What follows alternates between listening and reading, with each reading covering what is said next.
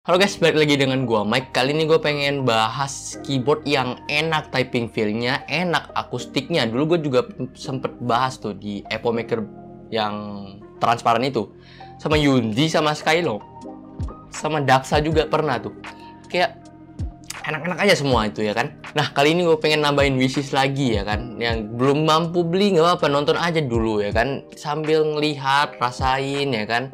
Terus ya kumpulin duitnya juga, siapa tahu ntar kebeli ya kan. Keyboard ini bener-bener enak. Ini bisa jadi salah satu wishlist kalian, bener-bener kok jadi wishlist kalian ini. Langsung aja kita mulai. Ini dia Epo Maker EK68.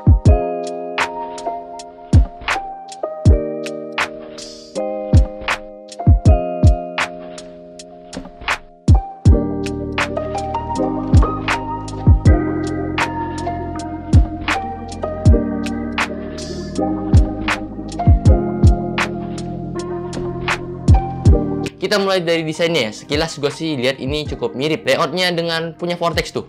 Gue lupa Vortex apa namanya. Dan ini ya sama, pakai layout 68 yang sekilas kita lihat build quality-nya seperti aluminium, tapi bukan, ini plastik. Awalnya gua kira ini aluminium, gua tertipu, rupanya ini plastik. Ya bener-bener seglossy itu looks-nya ya. Terus di keyboard ini udah ada RGB-nya, kalian udah gak perlu khawatir lagi. RGB-nya kalian atur juga lewat aplikasinya, jadi udah aman lah. Ada aplikasi, RGB-nya bisa atur langsung juga di keyboardnya. Dan soal anti ghosting dan lain-lain juga kalian gak usah khawatir, dia udah pasti N-key rollover, dia udah ada Windows lock, ya udahlah semuanya.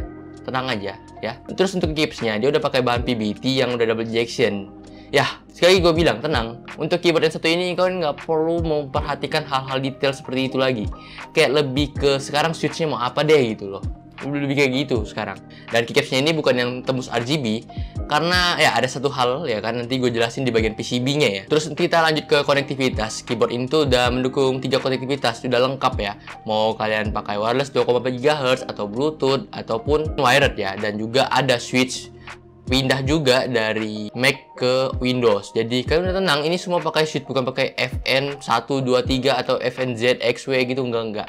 Dia pakai switch kok. Jadi kalian mau pindah ke Bluetooth, mau pindah ke wired atau mau pindah ke device Mac itu udah mendukung banget kok. Pakai switch di sini. Dan udah ada tempat simpan dongle-nya juga, kalian bisa lihat di situ ya.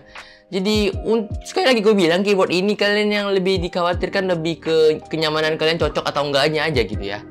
Terus kita lanjut ke hampir main course-nya nih, switch-nya. Gua pilihnya itu switch Epo Maker karena seperti yang kalian dilihat di websitenya ya, itu pilihannya Gateron ya kan. Gua udah males lah Gateron. Kayak gua kemarin pakai Epo Maker Bulgariger juga enak gitu ya. Coba sekarang Epo Maker Flamingo gitu, versi linearnya ya kan. Apakah seenak itu juga? Rupanya bener, enak juga bos. Kayak nggak perlu neken banyak-banyak tuh udah kemasuk input gitu loh kan. Ya bener-bener asik lah dengan switch satu ini gitu. Dan kalian juga udah tenang, semua switch dari Epo Maker tuh udah preloop dari pabrikan. Dan ya udah enak, bener, licin gitu. Dan soal stabilizernya juga udah di preloop sih. Jadi kalian udah nggak perlu lagi nge-loop ataupun kalian taruh lap ban gitu ya, karena dia juga udah nggak rattle sih di unit gua, oke? Dia nggak rattle di unit gua. Harusnya memang ke semua unit karena dari harganya masuk akal. Memang ini memang harus dibuat semaksimal mungkin ya, bagusnya. Ya soal akustik itu yang gua bilang juaranya lah, enak bener. Kan bisa dengar hasilnya sebagai berikut.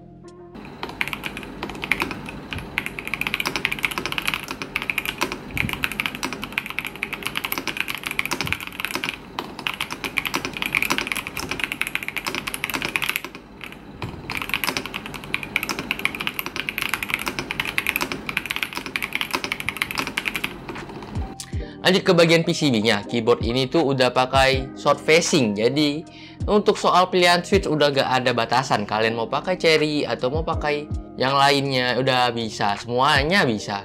Terus untuk soketnya juga yang udah 5 pin, karena switchnya Epo Maker kan 5 pin ya. Ya jadi ini soketnya 5 pin tentunya. Dan kalian bebas mau ganti switch apapun tentunya, karena dia juga 5 pin.